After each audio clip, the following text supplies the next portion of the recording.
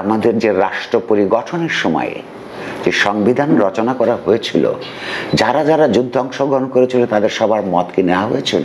সাংবাদিক হওয়ার প্রধান যোগ্যতা হচ্ছে অর্ধশিক্ষিত হওয়া। কয়েক বছর আগে বাংলাদেশের স্বাধীনতা যুদ্ধের উপর 7 বছর কাজ করে পরিশ্রম করে আমি একটা গবেষণামূলক বই লিখেছি, অনেক মোটা, 1250 পৃষ্ঠা। তার মধ্যে 250 পৃষ্ঠা হচ্ছে রেফারেন্সেস, বিবলিওগ্রাফিস অ্যান্ড ইন্ডেক্সেস ইত্যাদি। তো এই বইটা আমি লিখেছি ইনফ্যাক্ট বাংলাদেশ, ইন্ডিয়া এবং পাকিস্তান বা আমাদের স্বাধীনতা যুদ্ধের মধ্যে যারা নানা রাজনৈতিক, ঐতিহাসিক এবং কৌশলগত ভৌগোলিক কারণে জড়িয়ে পড়েছিল, এই 3টা দেশেই আপন আপন দেশে তাদের একটা জাতীয়তাবাদী একটা বয়ান তারা লেখে এবং স্কুল কলেজে পড়ায়, এবং তার অধিকাংশই সত্য ঘটনার বিপক্ষে চলে যায়। কারণ জাতীয়তাবাদী বয়ান, দেশটা বাংলাদেশের স্বাধীনতার, অন্যরা যা যা লেখে, কেউ বলে যে ভারত লেখে যে বাংলাদেশকে স্বাধীন করে দিল, পাকিস্তান লেখে যে আমরা আসলে যুদ্ধে বাংলাদেশিদের সঙ্গে হারি নাই, ভারতের সঙ্গে হেরেছে। এগুলো সব অসত্য কথা। তো সেগুলো আমাকে অনেক গবেষণা করে তাদেরই দিক থেকে নানা তথ্য উপাত্ত জোগাড় করে বইটা লিখতে হয়েছে। তখন এটা ডেডিকেশনের প্রশ্ন আসে। তো ডেডিকেশনটা আমি চিন্তা করেছি যে আমাদের বয়স পর্যন্ত যারা স্বাধীনতা যুদ্ধের সময় আমরা, আমাদের শৈশব, আমার বয়স তখন 10 বছর ছিল, এই প্রজন্মের মধ্যে, এই পর্যন্ত 2 প্রজন্মের মধ্যে যে সমস্ত চিন্তার বিভ্রান্তি এবং ন্যারেটিভের নানান ধরনের কৌশলী বয়ানের কারণে জটিলতা তৈরি হয়েছে, সেটা থেকে মুক্ত হয় এদের পক্ষে খুব অসম্ভব। কিন্তু পরবর্তী প্রজন্ম এটা জানা দরকার। তখন আমি ডেডিকেট করার জন্য ভাবলাম যে আমার 2টা বাচ্চা আছে আমাদের, আর ওদেরই প্রজন্মের ভারত এবং পাকিস্তানের যারা আছে তাদেরকে ডেডিকেট করছি। ডেডিকেশন পেজটা আমি যখন পাঠাই তো আমাকে জিজ্ঞেস করলো, বাবা বইটা কত বড়? তো আমি বললাম অনেক বড়, 1200 পৃষ্ঠা। তা আমাকে জিজ্ঞেস করলো যে এটাকে কি, যদি কেউ কাউকে কোনো বই ডেডিকেট করে, এটা কি তার কোনো মোরাল রেসপন্সিবিলিটি যে পুরো বইটা পড়তে হবে? তো আমি, হ্যাঁ, আমাকে যারা বই ডেডিকেট করেছে আমি তো তাদেরটা পড়েছি, কারো কারোটা আলাপও করেছি। তো বাবা আমাকে একটা থিন বই দেওয়া, ছোট, মোটা পড়তে রাজি না। তো আমি এখন এই গল্পটা প্রায়ই বলি, এই বই নিয়ে দেশে বিদেশে নানান জায়গায় আলোচনা হয়েছে, আমি এই গল্পটা বলি যে আমি খুব আশা করি না এই বই খুব কেউ পড়বে। কারণ আমাদের আপন সন্তানই যখন আরো থিন বই দিতে বলে, সুতরাং এটা কে পড়বে? তো প্রশ্নটা হচ্ছে যে কত কথাটা এই কারণে বলছি, তো আমি ওকে বললাম যখন যে প্রস্তুতির দরকার নাই, আমার ওইটা ওর ধারণা। আমি বুঝলাম আমাদের দেশে না, সারা পৃথিবীতেই বুঝি লেখাপড়ার মান কিছুটা কমেছে। এটা একটু বুড়া মানুষের মতো শোনা যায়, কারণ এই কথা আমার দাদা বলেছে আমার বাবাকে, আমার বাবা বলেছে আমাকে। কারণ আমি দেখছি যে আমার সন্তানদেরকে, বা আপনারা অধিকাংশই আমার সন্তানের বয়সের মনে হচ্ছে, কারণ আমার ছোট ছেলে সে গ্রাজুয়েট করেছে, আপনাদের তো হয়তো মাস্টার্স বা গ্রাজুয়েশন আন্ডার গ্র্যাড লেভেলে আছেন। সে কারণে কমবার কারণে আপনারা যে আলোচনাটার ব্যবস্থা করেছেন, মান কমবার কারণে লেখাপড়ার, এটা অত্যন্ত গুরুত্বপূর্ণ। তো আমার এক্সটেম্পর হিসেবে আমার সত্যি কোনো প্রস্তুতি নাই, যেটুকু বলবার আমি আপনাদেরকে বলবো, প্রশ্ন উত্তরের সময় আরও বেশি করে উত্তর দেবার সুযোগ থাকবে আমার। দেখুন, সাংবাদিকতা একটা মাল্টি ডিসিপ্লিনারি জ্ঞান সিস্টেম। কারণ একবার নিউ ইয়র্কে আমি এক বক্তৃতা দিতে গিয়ে বিপদে পড়েছিলাম, সেই বিপদের কারণে আগে ব্যাখ্যা দিচ্ছি। সেটা হচ্ছে যে আমি বলেছি, আমাকে একটা বক্তৃতা দিতে বলেছে, আমি বলছি যে সাংবাদিক হওয়ার প্রধান যোগ্যতা হচ্ছে অর্ধশিক্ষিত হওয়া। তো সামনে যারা বসেছিলেন তার মধ্যে বেশ কিছু প্রবীণ সাংবাদিক ছিলেন, তাদের খুব মন খারাপ হয়েছে, চোখ কুচকে গেছে। যখন সাংবাদিকতা হলে এমন পেশা যার সবই একটু একটু করে সব জানতে হয়, খানিকটা ইতিহাস জানতে হয়, খানিকটা রাষ্ট্রবিজ্ঞান জানতে হয়, আর যে সমস্ত ব্যাপারে কাভার করতে হয় সেই প্রত্যেকটার ব্যাপারে একটু একটু জানতে হয়। যদি সব কিছু জানে সে তো অধ্যাপক হবে, তাই না? কোন একটা সাবজেক্টে সব কিছু যে জানে তার অধ্যাপক হবার কথা। তো অর্ধশিক্ষিত হলে সাংবাদিক হওয়া যায়, তো সেই অর্থে আমরা একজন অর্ধশিক্ষিত লোক। কিন্তু প্রশ্ন হচ্ছে সাংবাদিকতাটাকে যদি আপনি স্বাভাবিকভাবে সাংবাদিকতার কর্তব্য কি তাত্ত্বিক প্রশ্নেও বলবে মানুষকে ইনফর্ম করা, আপনার চারপাশে যা ঘটছে, রাষ্ট্র, রাজনীতি, অর্থনীতি, সংস্কৃতি বা যাবতীয় যা আমাদের জীবনকে যা যা প্রভাবিত করে সেই সম্পর্কে মানুষকে তথ্য প্রদান করা তার কাজ। তারপরে আর কি কাজ? আর কাজ হচ্ছে তথ্যের বিশ্লেষণ তুলে ধরা। আর কি কাজ? ক্রিটিক্যাল কোয়েশ্চেন উত্থাপন করা। ক্রিটিক্যাল কোয়েশ্চেন বিশ্ববিদ্যালয়েরও যেটা কাজ। বিশ্ববিদ্যালয়ে ঠিক পড়াবার তুলনায়, মুখস্থ করার তুলনায় অনেক বেশি কাজ যেই ডিসিপ্লিনে আপনি পড়েন সেই ডিসিপ্লিন যেই পর্যন্ত আপনাকে শেখায় প্রশ্ন করা। যখন আপনি প্রশ্ন করতে জানবেন বা জানবার জন্যে এই ইন্টারডিসিপ্লিনারি ব্যাপারটা চলে আসে। দ্বিতীয় প্রশ্ন হচ্ছে এই প্রশ্নগুলি কিংবা তথ্য প্রদান কিংবা তথ্য বিশ্লেষণ হাজির করা কিসের পরিপ্রেক্ষিতে is the most important question. ধরুন একটা হতে পারে, নানানভাবে আলাপচার তোলা যেতে পারে। এখানে যতটুকু সাইজ এই রুমের সে অনুযায়ী আমার গলা যথেষ্ট চড়া। আমাকে বেশ কিছু মেয়ে জীবনে বলেছে, জানেন আপনাকে আপনার কণ্ঠস্বরের জন্য ভালো লাগে। আর আমি দুঃখ করে বলেছি, জানেন এইটাই আমার জন্য বিপদ। এটা আমি খুব ইমপ্রেসড হলাম না যে আমি যখন ঘুমের থেকে উঠে বারান্দায় বসে আমার স্ত্রীর সঙ্গে কথা বলি, স্বাভাবিকভাবে জিজ্ঞাসা করি যে এই বাচ্চাদের খবর কি, আমাকে ধমক খেতে হয়, শুনতে হয় আসতে বলো, লোক পাশের বাসার লোকেরা মনে করবে ঝগড়া করছো। তো কণ্ঠস্বর হলো মোটা থাকা সবসময় কাউকে কাউকে ইমপ্রেস করতে পারে, সেটার জন্য আপনি বিপদেও পড়তে পারেন। এই মুহূর্তে বোধ হয় আমার জন্য সুবিধা হচ্ছে যে আপনাদেরকে আমি রিচ করতে পারছি। শুনতে পাচ্ছেন আমাকে? তো প্রশ্ন হচ্ছে যে আমরা যে বিশ্লেষণ তুলে ধরবো সাংবাদিক হিসেবে বা কোনো তথ্যের বিশ্লেষণ করব কিসের আলোকে ইজ দি ইম্পর্টেন্ট প্রশ্ন। ধরুন আপনি যদি রাজনৈতিক সাংবাদিকতা করেন, কথার কথা আমরা অন্য ডিসিপ্লিনেও আসতে পারবো নানান উদাহরণ সহ, তাহলে বাংলাদেশে আপনি যদি কিংবা আপনি যদি হিউম্যান রাইটস নিয়ে ভাবেন কিংবা যদি গণতান্ত্রিক অধিকার নিয়ে ভাবেন, সেই প্রসঙ্গের ব্যাপারে আপনি সাংবাদিকতা করতে চান, তাতে একটা বেস লাইন লাগবে। বেস লাইনটা হচ্ছে কিসের আলোকে আমি ভালো আছি। আপনি জিজ্ঞাসা করেন, খুব নিরীহ প্রশ্ন, আপনি কেমন আছেন? যে ভালো আছি, মানে ভালো আছেন মানে কি, বা কেমন আছেন কোন মানদণ্ডে, এটা খুব গুরুত্বপূর্ণ। বেস লাইনটা কি? আপনি শারীরিকভাবে ভালো আছেন, মানসিকভাবে ভালো আছেন, আপনার অর্থবিত্ত কি একটা সচ্ছল জীবনযাপনের জন্য যথেষ্ট, কিংবা আপনি কি চারিপাশে যা কিছু ঘটছে সেগুলি নিয়ে সন্তুষ্ট। একটা ভালো থাকা তো অনেক কিছুর উপর নির্ভর করে, তাই না? যেমন ধরুন আপনার এই যেই প্রশ্নগুলি আমরা ইতিমধ্যে বললাম, সেই অর্থে আপনি সব ভালো আছেন। তো একটা মানুষের যদি ইন্দ্রিয়ের দিক থেকেও দেখতে চান যে আপনার চোখটা কি ভালো আছে, এই প্রশ্নের উত্তর কিন্তু বৈজ্ঞানিকভাবে যেমন হবে, সাংস্কৃতিক রাজনৈতিকভাবে হবে। দুটো আনসার আছে। চোখটাতে আপনি ঠিক মতো দেখতে পারেন, 6/6 এক্সিস আছে, ঠিক আছে, চোখ ভালো আছে। কিন্তু আপনার চোখ তো একটা সারা জীবন আপনার পাওনা। এই পৃথিবীতে আসবার পর সুন্দর জিনিস দেখা, আপনার চোখকে আপনি তৃপ্ত করবেন কিভাবে? সুন্দর জিনিস দেখলে আপনার চোখ তৃপ্তি লাভ করে। আপনার টাকা আছে, পয়সা আছে, বৃত্ত আছে, বন্ধু আছে, সমাজ আছে, সব কিছু আছে, কিন্তু আপনি যখন সবচাইতে দামি গাড়িটা দিয়ে বেরিয়েও জানলা খুলে পাশে তাকাবেন, যখন একটা ঘরমাক্ত মজুর দেখবেন এই প্রচণ্ড গরমের মধ্যে। এই কিছুদিন আগে আমাদের দেশে এই ঘটনা ঘটেছে যে একজন রিক্সা শ্রমিক বাংলাদেশ ব্যাংকের সামনে প্রচণ্ড দাবদাহের মধ্যে বসেছিল, হঠাৎ করে হুট করে পড়ে মরে গেল। ঠিক ওই মুহূর্তে এই দৃশ্যটা কেউ তো দেখেছে? তার চোখের জন্য এটা কি পীড়াদায়ক না? ওই লোক মরে গেছে, আপনি তাদের কথা বাদ দেন। ধরুন আপনি অনেক স্বার্থপর লোক, ব্যক্তিকেন্দ্রিক লোক, তাহলে এই যে আপনার চোখে ওই দৃশ্যটা তো পড়বার কথা ছিল না যদি আপনি সুখে থাকতে চান। আপনার চোখ কি অসুখী হয়ে গেল না? এরকম একটা বাজে দৃশ্য দেখতে হলো যে একটা মানুষ, তরতাজা একটা মানুষ গরমের মধ্যে তৃষ্ণায় আর ডিহাইড্রেশনে পড়ে গেল। কিংবা ধরুন আপনার কান আছে একটা, এই যে কান একটা ইন্দ্রিয়গ্রাহ্যতা, চোখের মতো কানও।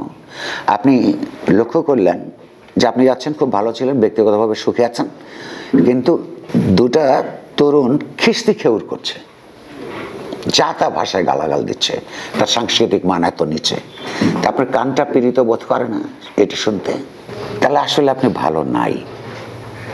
অর্থাৎ ব্যক্তি হিসেবে ভালো থাকা যেতে পারে, যে যতক্ষণ না আপনার চারপাশটা সুন্দর হয়ে উঠছে ততক্ষণ পর্যন্ত আপনি সুন্দর হয়ে উঠতে পারছেন না।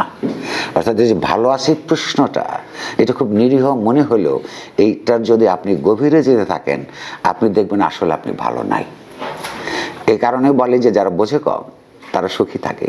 তেমনি সাংবাদিকতায়ও কোন একটা সিস্টেমের উপর আপনি লিখছেন, তার বেস লাইন কি, বিশ্লেষণটা যে আপনি হাজির করবেন পেশা হিসেবে, ধরুন রাষ্ট্র হিসেবে যদি বাংলাদেশকে দেখেন, আমরা কিভাবে দেখতে পারি। আচ্ছা, রাষ্ট্র তৈরি হয় কিভাবে বা কেন হয়? একটা আপনারা ছোটবার এখানে পলিটিক্যাল সায়েন্সের কোনো ছাত্র আছে?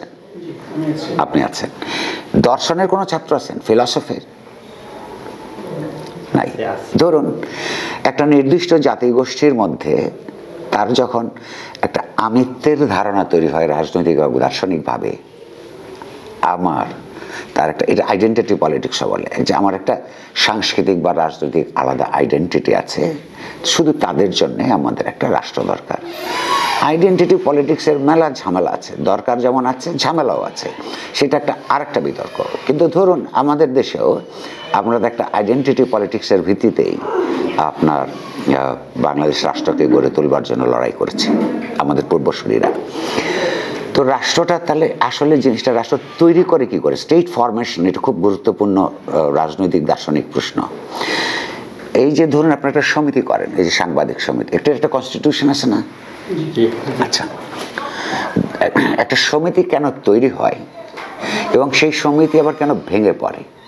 ধরুন রাজনৈতিক দল তৈরি হয়, আবার রাজনৈতিক দল ভেঙেও যায়, ব্র্যাকেট মার্কার রাজনৈতিক দল হয়, আছে না? এইটার ভেতরকার দর্শনটা কি? এটা সাংবাদিকতার জন্য গুরুত্বপূর্ণ প্রশ্ন। ধরুন 10 জন এখানে যারা সাংবাদিকতা করতেন এখন থেকে বহু বছর আগে, 52 বছর আগে, যারা এই সমিতিটা গড়ে তুলেছিলেন, কয়েকজন সাংবাদিক মনে করেছেন যে আমাদের এখানে একটা সংঘবদ্ধভাবে একটা সমিতি তৈরি করা দরকার। কয়েকজন বসে চিন্তা করেছেন, তো কেউ না কেউ।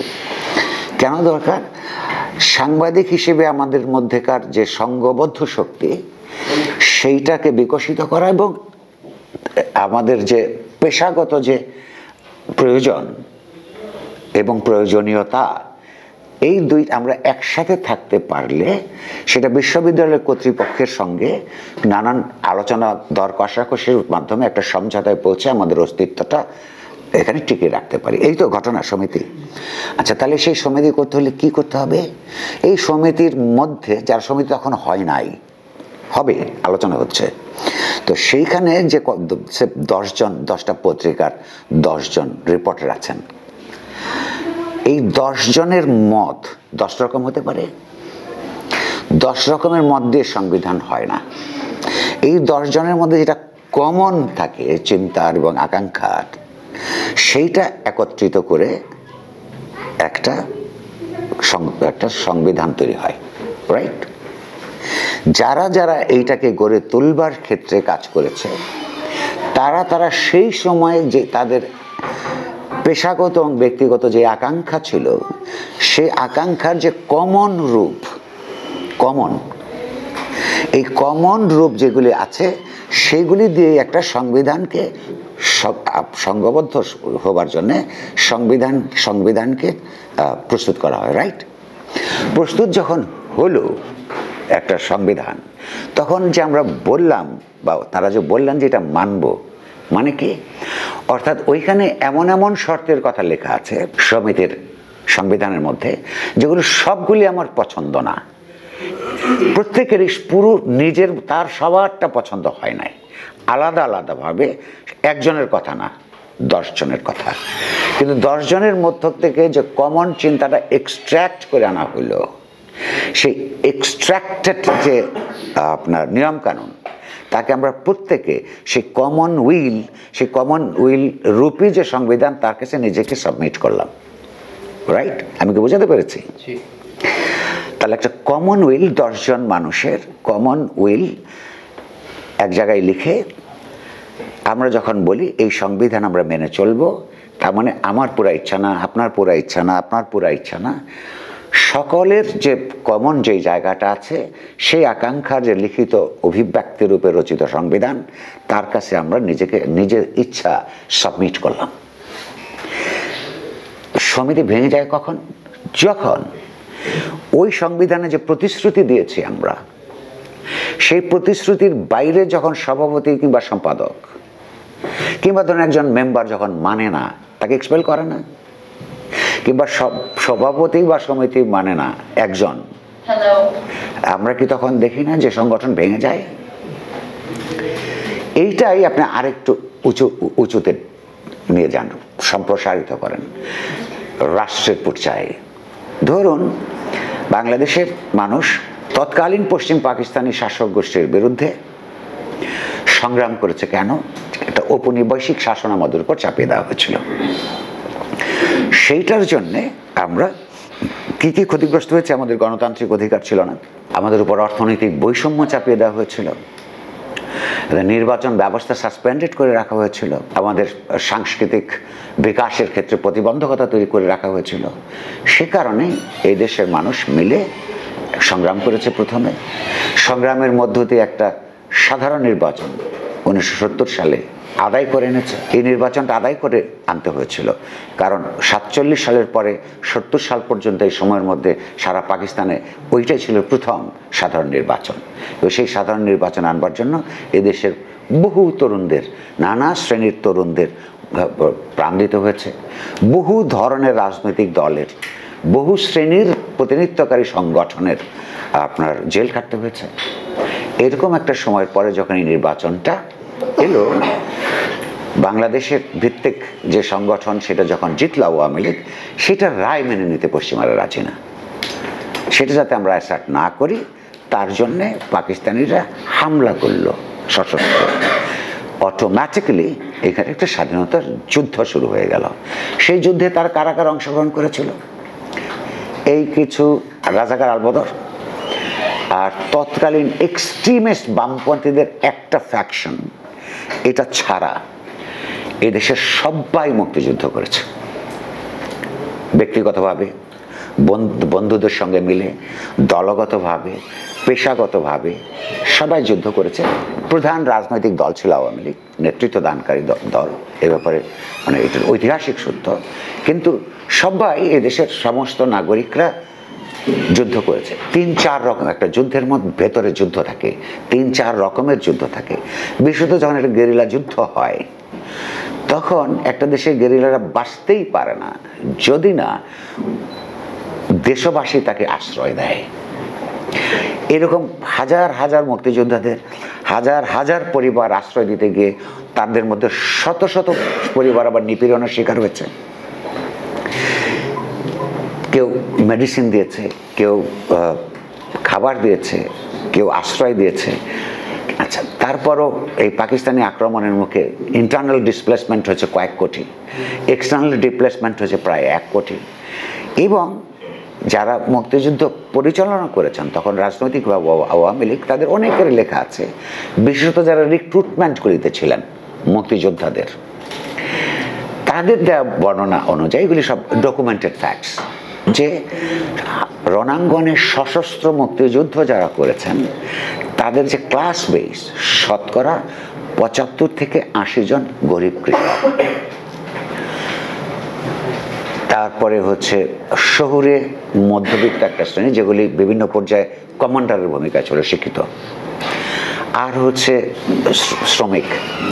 অর্থাৎ প্রায় 80% মানুষ প্রাণের ঝুঁকি নিয়ে যারা যুদ্ধ করেছে। কিসের জন্য যুদ্ধ করেছে? তাদেরকে বলা হয়েছে যে আমাদের দেশে একটা স্বাধীনতার ঘোষণাপত্র আছে, প্রোক্লেমেশন অফ ইন্ডিপেন্ডেন্স।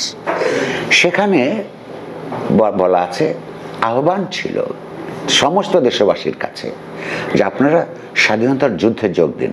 স্বাধীনতা হবার পর আমরা যে রাষ্ট্র গড়ে তুলবো, I am coming back to state, রাষ্ট্র গড়ে তুলবো, সেই রাষ্ট্র কি কি ব্যবস্থা করবে? এখানে একটা সমতা ভিত্তিক গণতান্ত্রিক রিপাবলিক তৈরি করবে। আছে না এই কথা? সমতা, মানবিক মর্যাদা এবং সোশ্যাল জাস্টিস। এই তিনটা জিনিস সেই রাষ্ট্রের মধ্যে থাকবে, এটা মানুষ বিশ্বাস করেছে।